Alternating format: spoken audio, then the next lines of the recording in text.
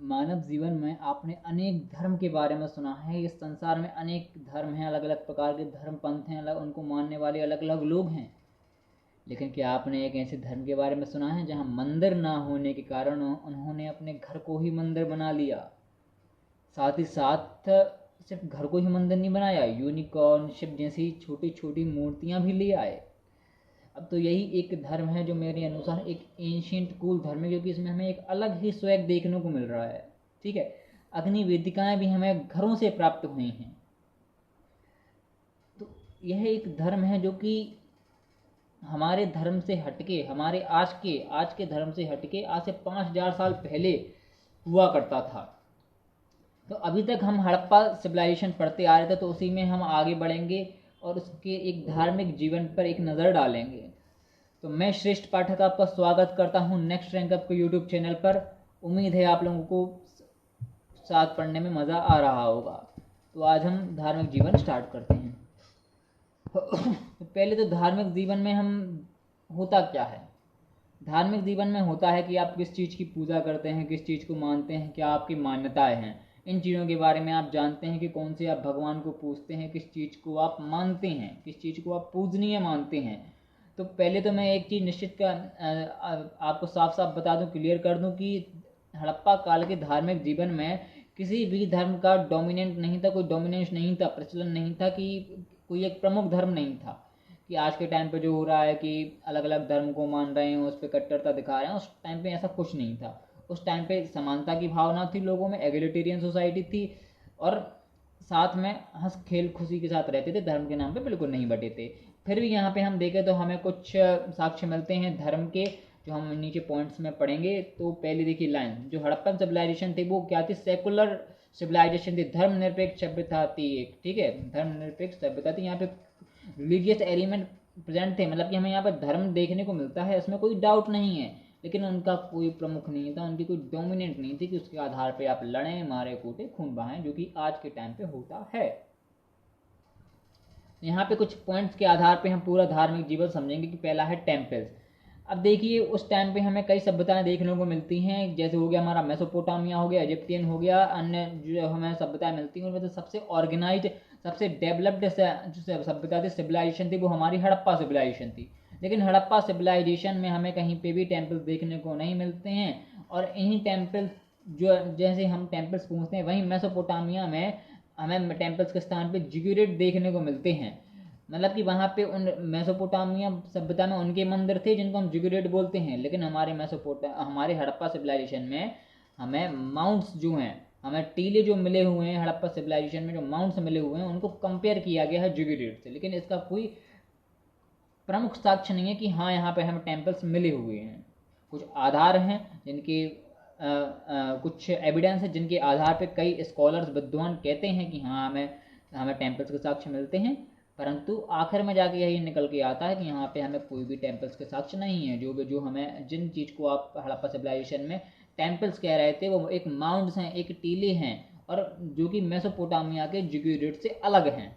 ठीक है, तो यहाँ पे हमें क्या हुआ, टेम्पल्स का हम एक बार और समझ लें। टेम्पल्स के कई विद्वान जो हमें माउंट्स मिले हैं, टीले मिली हैं हड़प्पा सिविलाइजेशन से, उनकी तुलना मेसोपोटामिया के जिगुरेट से करते हैं और इस आधार पर कहते हैं कि हमें मंदिर मिलते हैं। लेकिन ज़्यादातर स्कॉलर्स, विद्वान के अनुसार यहाँ पे टेम्पल्स के हमें कोई भी ऐसे प्रमुख साक्ष्य नहीं मिलते हैं। यहाँ पे टेम्पल्स के हमें कोई साक्ष्य नहीं मिलते। और मैं शुरू से ही आपसे कहते आ रहा हूँ, यहाँ पे प्रकृति की पूजा हमें देखने को मिलती है। और ये देखिए, यही मैंने अभी अभी आपको बताया, प्रकृति की पूजा, वाटर वर्शिप। ठीक है, अब आप कहोगे जल की पूजा। अब भैया आपने अभी तक जल की पूजा के तो कहीं साक्ष्य बताए ही नहीं, तो कैसे जल की पूजा? जल की पूजा ऐसे कि मैंने आपको पढ़ाया था ग्रेट बाथ मोहनजोदारो पढ़ाया था, तो उसी में जो बाथ नहाने का सिस्टम था वो एक ओकेजनल था, अवसरों पर नहाया जाता था। उससे उससे हमें ये प्रतीत होता है कि यहाँ पे वाटर वर्शिप होती थी, उससे आप शुद्ध कर रहे हैं खुद को। ठीक है, अब ये पढ़ते हैं तो ज़्यादा समझ में आएगा। Worship of water was prevalent, मतलब यहाँ पे जल की पूजा का प्रचलन था। हमें लार्ज बाथ, ग्रेट बाथ के एविडेंस मिलते हैं मोहनजोदारो से, जो कि हमें एवोल्यूशन का मैं तो समझाता है, तो हिंदी में देख लो एक बार। हड़प्पा सभ्यता में जल की पूजा का प्रचलन था। मोहनजोदारो से एक विशाल स्नानागार के प्रमाण प्राप्त होते हैं, जो हमें पवित्र स्नान, अभिषेक पवित्र स्नान मतलब आज मुख्य त्यौहार है आपका, उस त्यौहार पे आप नहा रहे हो, तो इससे आपको पता चलता है कि जल का कितना महत्व है कि आप एक अच्छी ओकेजन पे, एक पवित्र त्यौहार पे, एक पवित्र दिन पे आप उसमें स्नान कर रहे हो। तो यहाँ से हमें अभिषेक का साक्ष्य, अभिषेक का महत्व समझ में आता है, महत्व दर्शाता है। एक ग्रेट बात की फोटो है, ये देखिए नॉर्थ में, ये नॉर्थ वाला हिस्सा ये हो गया, ये दोनों तरफ से नॉर्थ और साउथ में हमें सीढ़ियाँ मिलती हैं। इनके आसपास हमें साउंड में कमरे भी देखने को मिले हैं। तो इससे यह माना जाता है कि या तो ये कमरे इसलिए बनाए गए हैं कि आप नहा के निकलें, अपना पूजा कर सकें, या तो इसलिए बनाया गया है कि ये चेंजिंग रूम है। तो अलग अलग विद्वानों को अलग अलग मत हैं, ठीक है। ज़्यादातर लोग आपको यही बताएंगे कि ये चेंजिंग रूम है, लेकिन चेंजिंग रूम आप वहाँ पे थे नहीं थे ना, आपको पता तो है नहीं है कि वहाँ पे चेंजिंग रूम था कि क्या था। आपको तो कुछ चार दीवारें मिल गई तो आपने एक साक्ष्य लगा दिया। तो कुछ लोगों ने लगाया कि यहाँ पे पूजा वगैरह करते थे, पूजा करते थे निकल के अपने नहा धो के। और वहीं साक्ष्य में कुछ विद्वानों ने ये भी कहा है कि यहाँ पे आपके चेंजिंग रूम था। तो अलग अलग विद्वानों को अलग अलग मत हैं। और मैंने हमेशा से कहा है कि 10 लोग 10 बातें। आपको तो अपना ध्यान देना है, 10 लोगों की बातों पे बिल्कुल ध्यान नहीं देना है। आप जो कर रहे हैं उस पर बिल्कुल फोकस रहिए। जिस चीज़ की आप तैयारी कर रहे हैं उस चीज़ में आप सफलता जब भी मिलेंगे जब आप लोगों के, रिश्तेदारों के, घर बार के ताने खा लेंगे, उसके बाद भी वही करेंगे जो आप करना चाहते हैं और उसमें सफल हो जाएंगे। फिर वही लोग आपको पूछेंगे कि हाँ सर आइए, स्वागत है, मिठाई लाएं। जो लोग आपके मुँह पे गालियाँ दे रहे थे वही आपको मिठाई खिलाएंगे कि आइए सर, आप कलेक्टर बन गए, आप कलेक्टर बन गई। और अन्य प्रकार की बात सोसाइटी, समाज जो हम पढ़ चुके हैं हड़प्पा सिविलाइजेशन में, जो कि हमारे आज के समाज से बहुत ही अच्छा समाज था मेरे अनुसार। अब मदर गॉडेस की पूजा, वर्शिप ऑफ मदर गॉडेस। अब देखिए हमें कई मूर्तियाँ मिली हैं जिनमें से हमें मदर गॉडेस की हमें मूर्ति मिलती है। इसके आधार पे कहा गया है कि यहाँ पे मदर गॉडेस की पूजा की गई है। साथ ही साथ ये यहाँ पे हमें देखा गया है कि मैट्रियार्चल मतलब कि मातृ सत्तात्मक सोसाइटी है। यहाँ पे माताओं को सम्मान मिलता था, एक माताओं के लिए एक सम्मानजनक सभ्यता थी, एक सोसाइटी थी। यहाँ पे उनको सम्मान मिलता था, सम्मान जो कि आज के टाइम पे बहुत भेदभाव है समाज में, जाति के आधार पे, जेंडर के आधार पर, रेस, कास्ट, सेक्स, हर चीज़ के आधार पे यहाँ पे हमें देखने को मिलता है। लेकिन उस टाइम पे ऐसा नहीं था। हमें काफ़ी मूर्तियाँ मिलती हैं महिलाओं से संबंधित, ज़्यादातर और हम कहें तो ज़्यादातर हमें महिलाओं की ही मूर्तियाँ मिलती हैं, ठीक है। और उसमें से मदर गॉडेस की हमें मूर्ति देखने को मिली है। वेरियस, अब लाइन पढ़ लें तो यहाँ पे देखिए मदर गॉडेस की हमें पूजा के साक्ष्य मिलते हैं। जो कई टेराकोटा, अब टेराकोटा फिगर्स क्या होता है? टेराकोटा फिगर्स होता है पकी हुई मिट्टी के बने हुए चीज़ें। टेराकोटा फिगर्स मिलते हैं मोहनजोदारो के, कहाँ से? हड़प्पा और हड़प्पा से, मोहनजोदारो से। तो ये चीज़ ध्यान रखिएगा कहाँ से साक्ष्य मिले हैं। ये क्वेश्चन, डायरेक्ट क्वेश्चन आता है कि जैसे यूपीएससी में तो स्टेटमेंट टाइप के क्वेश्चन आते हैं, 4 स्टेटमेंट देगा और कहेगा क्या सही है क्या गलत है। तो उसमें जैसे क्वेश्चन आ गया कि हमारा मदर गॉडेस जो है, मदर गॉडेस का टेराकोटा फिगर है वो कहाँ से मिलता है? वो हमारा हड़प्पा से मिलता है, मोहनजोदारो से मिलता है, लोथल से मिलता है, कालीबंगा से मिलता है। चार साथ में बोल दिए, गलत हो जाएगा। लेकिन वहीं एक ऑप्शन में आ जाएगी जो हमारी मदर गॉडेस हैं वो हड़प्पा से मिलती हैं या मोहनजोदारो से मिलती है, तो सही हो जाएगा। यहाँ पे स्टेटमेंट के आधार पे क्वेश्चन आता है, तो यहाँ पे ध्यान देना पड़ता है। और हम साथ ही साथ आप जैसे मदर गॉडेस हमें मिली हैं तो उसकी पूजा करते थे साथ, तो यहाँ से मदर गॉडेस के साथ साथ हमें ये भी पता चलता है कि लोग कहीं की मूर्ति पूजा करते थे, आइडल वर्शिप, ठीक है। अर्थ वर्शिप, भूमि की पूजा। अब भूमि की पूजा के साक्ष्य कैसे मिलते हैं? हमें एक सील मिलती है हड़प्पन सिविलाइजेशन में। उस सील्स में महिला के वॉम्ब से एक प्लांट निकल रहा होता है। तो उससे हम उसको फर्टिलिटी वर्शिप मानते हैं कि ये गॉडेस ऑफ फर्टिलिटी की, द गॉडेस ऑफ फर्टिलिटी का, कि उबरता की देवी। तो यहाँ से हमें अर्थ वर्शिप की या भूमि पूजा के साक्ष्य मिलते हैं।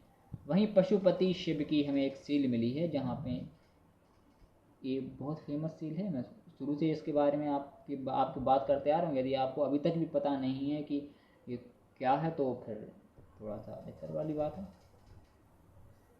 ठीक है।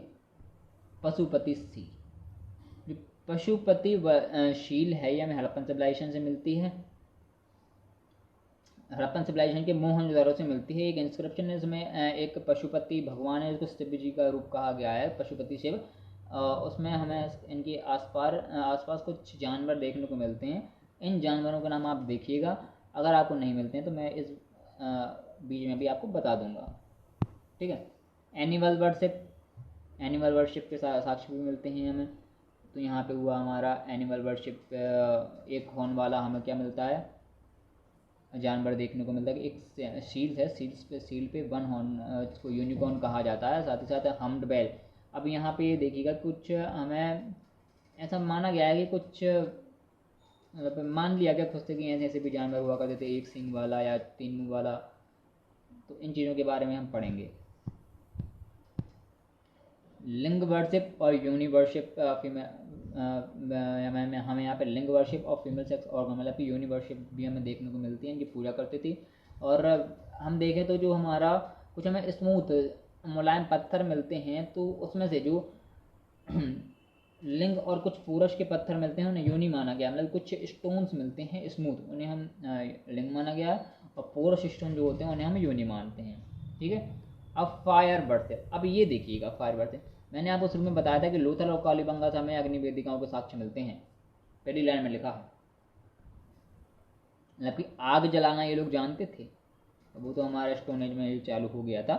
तो आग जलाने का इनको था कि आग कैसे जलाते हैं। तो अब फायर वेदिका का दो प्रकार से यूज़ हो सकता है। अब उस टाइम पे वैसे तो आज के टाइम पे फायर वेदिका का यूज़ होगा कि आप भगवान की पूजा हवन यज्ञ वगैरह करेंगे, लेकिन उस टाइम पे अब हो सकता था कि ये लोग खाना बनाने में भी यूज़ करते हों। तो यहाँ से हम दो चीज़ें को अंदाज़ा लगा सकते हैं कि या तो ये लोग खाना बना लेते थे, पका लेते थे, और जिसके हमें साक्ष्य भी देखने को मिलते हैं। लेकिन फिर भी ये ऐसी चीज़ें हैं कि समय के साथ साथ इनके साक्ष्य ख़त्म हो जाते हैं, तो एक अंदाज़ा लगाया गया है।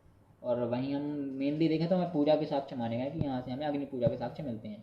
साथ ही साथ ट्री वर्शिप, यहाँ पे पीपल, नीम और अकिकिया के ट्री का हमें साक्ष्य मिलता है कि इनको पूजा जाता था। मतलब कि बाबुल का, पीपल, नीम और बबूल का वृक्ष है, उनको पूजा जाता था। सिंबल वर्शिप, हमें कुछ जगहों से स्वास्थ्य के जैसे सिंबल देखने को मिलते हैं, तो यहाँ से हमें माना गया कि ये लोग स्वास्थ्य के जैसे कुछ सिंबल हैं उनको भी पूजा करते थे। ठीक है। अब यहाँ पे हमें योगा और मेडिटेशन, हमें एक मूर्ति मिलती है बियर्डमैन की, जो कि योगा पोजीशंस में है, योगा पोजीशन में बैठा हुआ है। तो यहाँ पे हमें साक्ष्य मिलते हैं योगा और मेडिटेशन के भी साक्ष्य। अब योगा होता क्या है? योगा एक प्रकार की ऐसी चीज़ है जो कि आपके ब्रेन, आपकी बॉडी और आपकी स्पिरिट को यूनाइट करता है, और मेडिटेशन उसी का एक पार्ट है जो इस चीज़ में मदद करता है। क्योंकि बिना मेडिटेशन के आपका ब्रेन, बॉडी और स्पिरिट यूनाइट नहीं हो सकती, एक साथ नहीं आ सकते। ठीक है। स्टेटाइट की बनी एक योग मूर्ति मिलती है, वो मैंने आपको बता दिया मोहनजोदाड़ो से, बियर्डमैन की। देवदासी प्रथा भी थी, क्योंकि हमें एक मोहनजोदाड़ो से एक ब्रोंज की बनी हुई, कांसे की बनी हुई नर्तकी की मूर्ति मिलती है। साथ ही साथ यहाँ पे गोस्ट और रीबर्थ पे भी माना जाता था। साथ ही साथ हम एक चीज़ देखें, यहाँ पे हमें कई जगह पे ऐसे साक्ष्य मिले हैं ताबीज़ों के। मैंने ऊपर आपको पढ़ाया था सील्स वगैरह में कि यहाँ पे कुछ सील्स को, सारी सील्स को नहीं, लेकिन कुछ सील्स को ताबीज़ों की तरह इस्तेमाल किया जाता है। तो यहाँ पे तंत्र विद्या वगैरह के, तांत्रिज्म के हमें साक्ष्य मिलते हैं। वहीं गोस्ट और रिबर्थ के भी साक्ष्य मिलते हैं। रिबर्थ के साक्ष्य जैसे कि कई हमें जो कॉफिन्स, ब्यूरल्स, कॉफिन्स वगैरह हैं जहाँ पे लोगों को गाड़ा गया है, उनके साथ साथ हमें कुछ खाने की चीज़ें वगैरह मिली हैं। तो ऐसा माना जाता है कि ये उनके मरने के बाद कभी एक जीवन होता है। तो उसी के आधार पर बताया कि रिबर्थ भी हो सकता है। अब कॉन्क्लूजन, क्या निकला निष्कर्ष? In a nutshell, it can be said that characteristics features of religious faith of the Harappan civilization are also visible in the present religious faiths. In this way, the present day religion is taking inspiration from Harappa. आज के time पे जो हमारा religious faith है, हमारी धार्मिक भावनाएं हैं, हम देखें कि उसके कुछ कैरेक्टरिस्टिक्स हमें फीचर्स मिलते हैं कि हड़प्पा जैसे ही चीज़ें हमें यहाँ पे देखने को मिलती हैं। ऐसा माना गया है कि हम इंस्पिरेशन लेते हैं हड़प्पन रिलीजियन से। Disposal of death. ठीक है। अब यहाँ पे हम जानेंगे कि कोई व्यक्ति ख़त्म हो जाता है तो उसके साथ क्या किया जाता है? जलाया जाता है, गाड़ा जाता है, और उसको क्या किया जाता है? तो देखिए 3 प्रकार यहाँ पे रहता है। अब यहाँ पे मैं थोड़ा सा मार्कर यूज़ करूँगा। 3 प्रकार के डिस्पोजल्स होते हैं इस टाइम पे। कंप्लीट ब्यूरियल और पार्शियल ब्यूरियल या क्रीमेशन। या तो उस व्यक्ति को पूरी तरह से गाड़ देंगे, या तो उस व्यक्ति को पहले जानवरों के हवाले करेंगे कि शायद एक धर्म पारसी धर्म में होता है, तो पार्शियल ब्यूरियल में होता क्या है, इनको जानवरों के हवाले कर देंगे, तो पहले से पक्षी पशु जो भी हैं वो खाएंगे, उसके बाद उन्हें जो बचेगा वो गाड़ देंगे। और तीसरा होता है हमारे हिंदू धर्म में उसको दाह संस्कार, अग्नि संस्कार, ठीक है। क्रिमेशन जो सिमेट्रीज जो होती हैं, सिमेट्रीज हमें देखने को मिलती हैं टाउन के बाहर, आउटसाइड द टाउन, ठीक है, बाहर स्थित हो गया। वहीं डबल ब्यूरियल के भी हमें साक्ष्य मिलते हैं, लोथल से 3 और कालीबंगा से 1। डबल ब्यूरियल का मतलब है कि 2 लोगों को एक साथ गाड़ना, तो हो सकता है वो पति पत्नी हो, है ना। तो ऐसे डबल ब्यूरियल के साक्ष्य हमें कहाँ से मिलते हैं, लोथल से। और जो कि 3 सेट हैं, मतलब कि एक जगह 2, एक जगह 2, एक जगह 2, तो होगा 3 होगा। तो डबल ब्यूरियल के कितने साक्ष्य मिलते हैं, 3। वहीं डबल ब्यूरियल का हमें एक साक्ष्य मिलता है कालीबंगा से, ठीक है। लोथल से दोहरी समाधियाँ 3 जोड़े में, कालीबंगा से 1 जोड़े में, ठीक है। वहीं साथ ही साथ ओनर के साथ उसके कुत्ते को, उसके डॉग को गाड़ा गया, कहाँ पे हमें साक्ष्य मिलते हैं, रोपड़ से। वहीं सिमेट्री R37 के साक्ष्य कहाँ से मिलते हैं हमें, हड़प्पा के साउथर्न पार्ट से। ये क्वेश्चन आता है, सिमेट्री R37 जो है उसके साक्ष्य कहाँ से मिलते हैं, हड़प्पा के साउथर्न पार्ट से मिलते हैं। वहीं हमें कॉफिन जो है सेडार वुड के बने होते हैं, ये चीज़ याद रखना, सेडार वुड के कॉफिन भी हमें मिलते हैं, सेडार वुड के, है ना।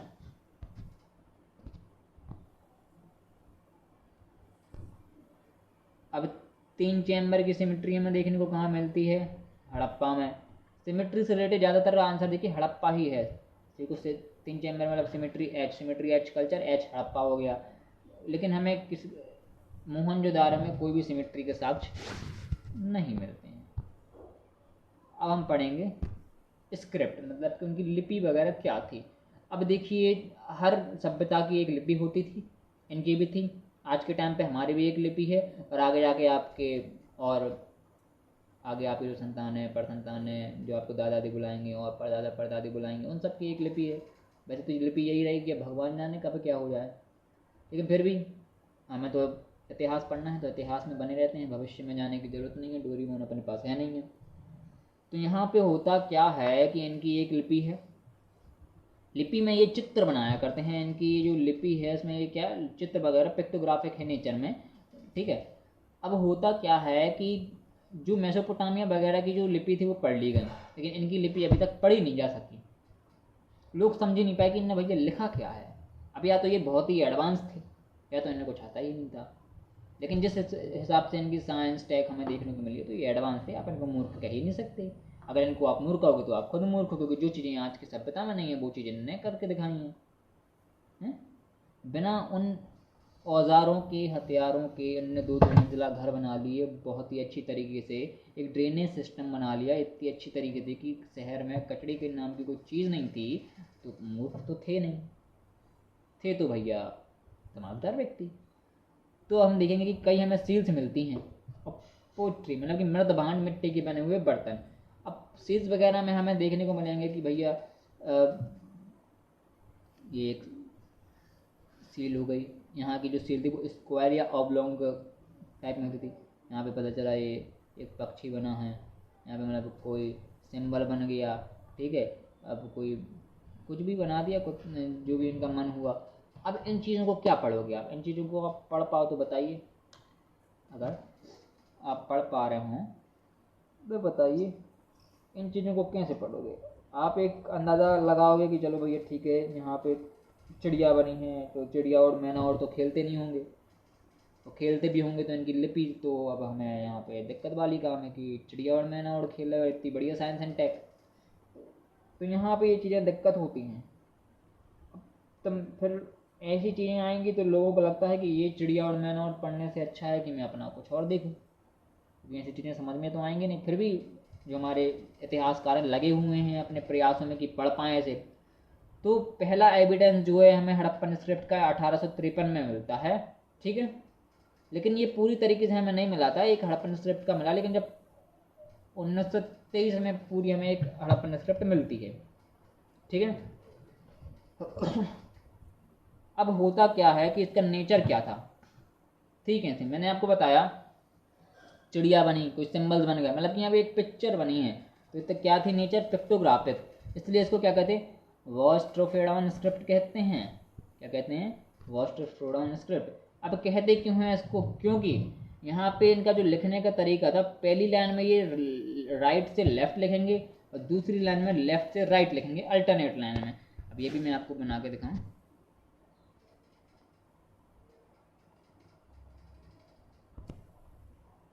ये पेज है उस समय पेज नहीं थे, अलग सील्स वगैरह में लिखते थे। आपने इस लाइन से लिखना चालू किया, यहाँ पे ये लिखा हो गई। अब दूसरी लाइन में ये अल्टरनेट लिखेगा इस लाइन में, अब तीसरी लाइन में फिर यहाँ से चालू होगा, ऐसा। मतलब कि अल्टरनेट में इनकी साइड चेंज हो जाती थी, पहले एक साइड से फिर दूसरी साइड से, पहले राइट टू लेफ्ट, फिर लेफ्ट टू राइट, अल्टरनेट, इसलिए इसको क्या कहा गया, वॉस्ट्रोफेडॉन स्क्रिप्ट कहा गया। ठीक है। वहीं हम देखें यहाँ पे हमें 64 प्रकार के ओरिजिनल सिंबल मिलते हैं, वहीं 250 से 400 लेटर्स हड़प्पन स्क्रिप्ट में देखने को मिले हैं, जिसमें से हमें, अब ये चीज़ याद रखिएगा, ये आपसे क्वेश्चन पूछे ना पूछे 64 सिंबल्स और 250 400 लेटर्स थे कि नहीं, लेकिन जब आप लिखें तो ये चीज़ जब लिखना कि इनकी स्क्रिप्ट में इंग्लिश लेटर यू और फिश शेप ज़्यादातर देखने को मिला है। स्क्रिप्ट में ये लिख दीजिएगा कि यहाँ पे कि जो इनकी जो स्क्रिप्ट थी वो पिक्टोग्राफिक थी, इसे वॉस्ट्रोफेडॉन स्क्रिप्ट कहा गया था, क्योंकि ये जो स्क्रिप्ट है राइट टू लेफ्ट और लेफ्ट टू राइट जाती है अल्टरनेट लाइन में। साथ ही साथ यहाँ पे इंग्लिश लेटर यू और फिश शेप के हमें ज़्यादातर मिलते हैं, सबसे ज़्यादा देखने को मिलते हैं। यहाँ पे आपका जो चेकर है वो खुश हो जाएगा और आपको नंबर अच्छे दे देगा। अब मैंने आपको बताया कि अभी तक ऐसे कोई जो भी कोई इतिहासकार अभी तक यहाँ पे इसको पढ़ने का प्रयास कर रहे हैं, पढ़ नहीं पाए। तो वहीं एक के भैया एक व्यक्ति आते हैं, हेनरी हेराश, इनको फादर हेराश भी कहा गया है। दावा करते हैं कि पढ़ ली। क्या करते हैं, दावा कि मैंने तो भैया स्क्रिप्ट पढ़ ली। इतिहासकार कहते हैं ऐसे कैसे पढ़ ली, हमने पढ़ी नहीं है, तुमने पढ़ ली। हम यहाँ पे बैठे हैं सालों से, 10 साल का तजुर्बा, 20 साल की उम्र, मतलब 30-50 साल तो होगी, फिर तो गलत हो जाएगा, 10 साल का उम्र, 10 साल का तजुर्बा, 40 साल की उम्र, हमने पढ़ी नहीं, तुम 20 साल के नए लौंडे हो, तुम कह रहे हो कि तुम फादर हैरिस तुमने पढ़ ली, ऐसे कैसे। अब चलो ठीक है भैया पढ़ ली। अब ये कहते हैं, क्लेम्ड करते हैं कि ये क्या क्लेम्ड करते हैं, इन्हें दावा किया था कि पढ़ ली इनने, क्या कर ली, पढ़ ली। तो ये जो लेफ्ट टू राइट, इनने ये भी दावा किया कि इनने जो इनका इसका एक ट्रांसलेशन किया है इनने तमिल में। ठीक है, सिविलाइजेशन, इनने क्या किया इसका, एक बार दोबारा देखते हैं। हेनरी हैरिस ने जो है दावा किया कि इनने जो हड़प्पन स्क्रिप्ट है पढ़ ली, लेफ्ट टू राइट पढ़ी इनने। ठीक है, वहीं साथ साथ इनने क्या है, तमिल में इसका ट्रांसलेट किया, लेकिन फिर भी अभी तक आज तक ये जो स्क्रिप्ट है नहीं पढ़ी जा सकी। तो फादर हैरिस खत्म, टाटा bye bye. First cuneiform script कहा जाता है हमारी मेसोपोटामिया की सभ्यता को।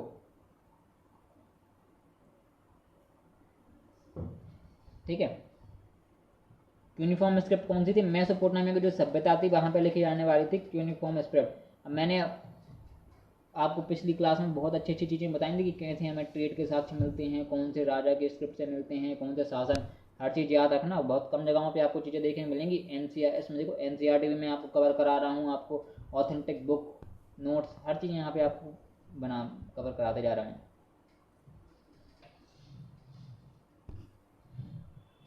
और पूरा ये जब मेरी क्लास हो जाएगी ना, एक पूरा ओवरव्यू मैं आपको समझाऊंगा शॉर्ट नोट्स के द्वारा। उस शॉर्ट नोट्स आपको यहीं पे बनाते जाऊंगा धीरे धीरे। राइटिंग पे ध्यान देना नहीं, जो मैं बोलूँ उस चीज़ पे ध्यान देना। बहुत अच्छे तरीके से पूरा सब बता दूंगा आपको। ठीक है, हड़प्पन आर्ट एग्जाम्पल्स अगर देखें तो हमें आर्किटेक्चर देखने को मिलता है, स्कल्पचर्स मूर्तियाँ देखने को मिलती हैं, पेंटिंग्स देखने को मिलती हैं, म्यूजिक, डांस, सीज, बीट, पोट्री, ये सब आर्ट ही तो है, कला ही तो है। आपको पेंटिंग करनी आती है, आपको म्यूजिक का गाना, उस टाइम पे गाना उनका अलग था, डांस था, जो भी होता हो, जंगल अला हू और हुला ला हुलू और कजरारे नैना, जो भी होता हो, और बीट्स वगैरह हमें देखने को मिलती हैं, हमें पोट्री देखने को मिलती है, आर्किटेक्चर देखने को मिलता है, अलग अलग प्रकार की चीज़ें देखने को मिल रही। बड़ी ये कला की कोई कमी नहीं है, एक नंबर कला थी। ठीक है, स्कल्पचर के साक्ष्य देखें आप, ब्रोंज गर्ल,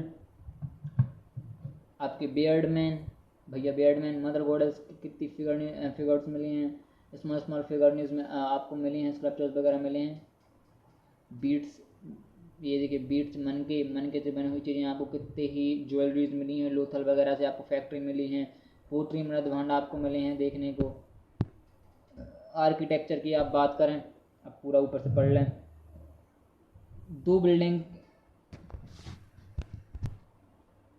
2 मंजिला बिल्डिंग मिल गई आपको, क्या ये आर्किटेक्चर नहीं थी? ग्रेट बाथ, इतने बढ़िया बढ़िया बाथ हैं, टाल्स थे नहीं, फिर भी स्विमिंग पूल, कैसे पानी रोक लेते थे।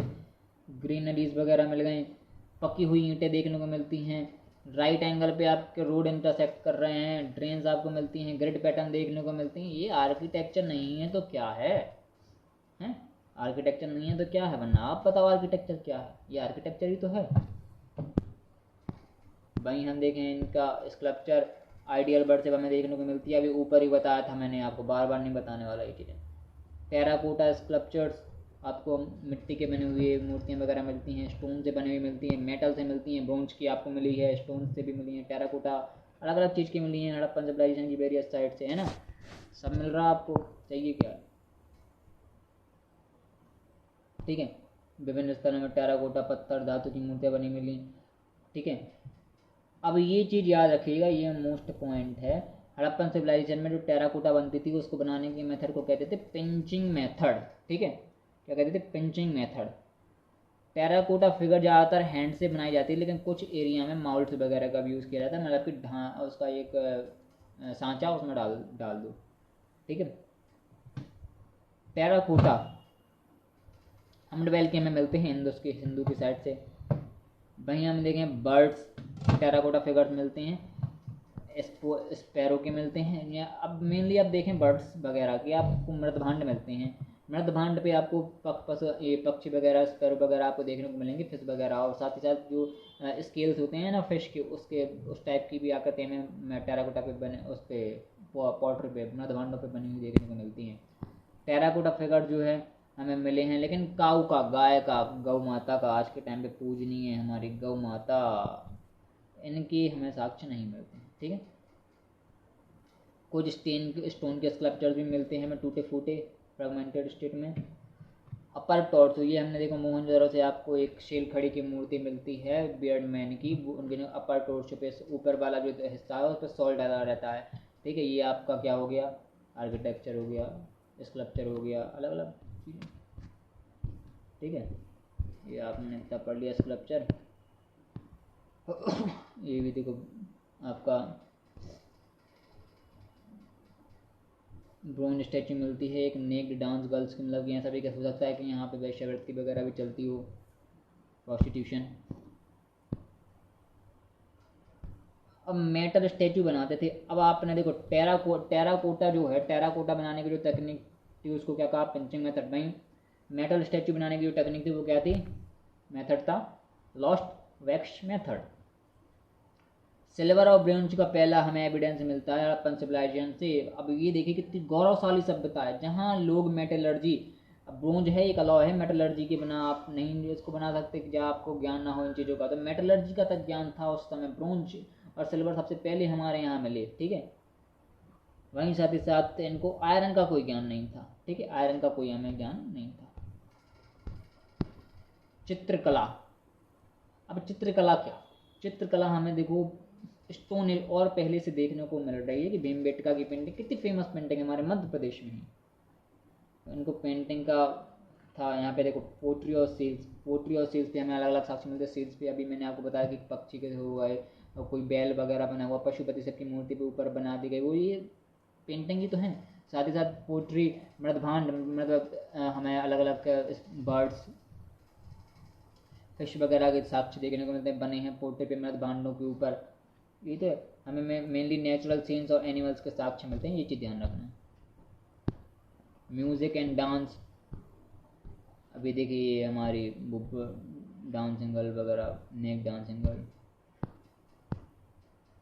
म्यूजिक और डांस हमें यहाँ पे देखने को मिले, ब्रोंज स्टैचू मिली हमें मोहनजोदारो से। ये हर चीज़ अब पढ़ी है तो डायरेक्ट पढ़ते जा रहा है। सील्स, ये देखिए सील्स में सील्स को थोड़ा जूम करेंगे, देखिए यहाँ पे अलग अलग चित्र बने हुए हैं। ये सिंबल वर्ड से बनाया था मैंने, सिंबल्स बने हुए हैं। ये देखिए पशु वगैरह बने हुए हैं, ये अलग अलग सिंबल। स्वास्थ्य का सिंबल बताया था कि स्वास्थ्य सब है यहाँ पे भैया, सब है। एक बार PDF पढ़ना तो सही, सब मिलेगा, ठीक है। सील खड़ी की सील्स जो हैं ज़्यादातर काय की बनी हुई हैं, सील खड़ी की बनी हुई हैं। कुछ सील्स आपको क्ले और शर्ट की भी देखने को मिलती हैं।